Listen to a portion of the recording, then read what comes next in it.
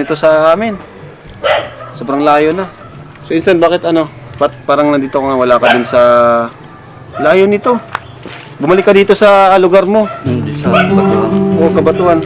Wala, Tambay ka? Nagpapapahinga, nagpapalipas nung issue. Kasi medyo nakaka-stress yung yung nabalita na issue. Gawa dun sa bubong nila Beyonce.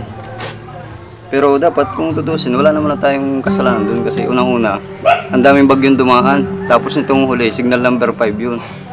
Yung ganong kataas na bubong, normal na talaga may masisira dun. Hindi naman natin nasa yung ibig sabihin yung bumong na yun, sa bagyo yun? Sa bagyo yun. 3 bagyo na malalakas ang sunod-sunod nun Okay. So, pero chinek nyo naman talaga yun? Oo, wala namang natulo dun. Wala palang pag-alis. Naribon cutting yun, malinis yun. Sa bagay kasi yung nitong nakaraan, nung nagbagyo lang, saka siya nagkaroon ng kasi after nung bagyo, ulan na nang dumating, diba? Ilang ulan nang dumating, di ba? Wala namang issue. Ito lang nung pagkabagyo lang yun. Kasi di pa nabagyo, wala namang natulo dun. Okay. So ngayon lang pala yun nangyari. Talagang may posibilidad na kasi sa taas noon. Tapos sayon pa yun sa hangin. Kaya kuya, di ka na nawin talibatid. Oo, kaya medyo nagpaparapahinga muna. Siyempre, ako nababash siya eh.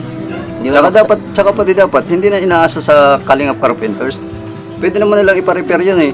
Kung may nakita silang natulo, pa-repair na muna nila. Nagkataon kasi yung pagpunta nila Ian, nagulan ata nun, nagulan ng pagpunta nila. Pwede naman nila sanang ipaayos na yun eh. Pagkabagyo, doon nga sa bahay nila Carla, wala naman naging issue. Tamo Bagay, yung nilagyan pa nila ng tali, dinag-anan. Dapat ganun ang diskarte. Kasi alam na bagyo yun eh, kalamidad. Bagyong 1TV, no? Wala namang pinipili ang bagyo, walang pinipili ang kalamidad kahit gaano katibay ang bahay. Pag tinamahan ng kalamidad yan, sira talaga yan.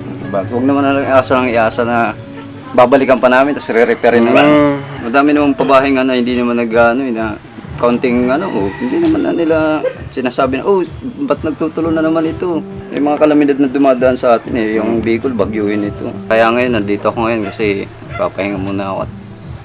Siyempre, na-stress. Makaka-stress din. Ayos na yun, kuya. I-rescout ka na lang ulit kaya? Ayos na yun, kuya. Hindi dahil sa kanya, wala ka no? Wala. Ngayon, may bahay na din ako dahil din sa iyo yun eh. Saka mga carpenter, may kanya-kanyang kanya-kanyang mastery. Oo, kanya-kanya. Iba talaga, huwag nating ikumpara. Si Makmak sa layout, magaling, ang pinaka talaga ni Makmak sa pag-layout. Tsaka sa pag-design ng bahay. Yung bubong kasi, iba nang gumagawa minsan, yan eh. Iba-iba ba kaya? Oo, iba gumagawa ng Ngayon si Andy talaga yung naka-ano doon. Gano'n ka dyan? Pero ito nangyari kay Jacqueline. Para sa akin, parang mas napaganda siya dito. Oo, kasi parang nawala yung stress niya. Hindi tulad na. So lesson din to sa mga kabataan, na huwag tayong mag-asawa agad, hindi biro ang pag-aasawa at pag-anak. Kasi hindi man solusyon ng pag-asawa sa kahirapan. Oo, hindi solusyon. Akala kasi ng iba yun yung solusyon, parang may kadamay may kadamay sila. Kung saan Kadamay sa kahirapan pala. Kadamay sa kahirapan. Kaso mali. So, minsan yung pagpili din dapat ng asawa. Yun.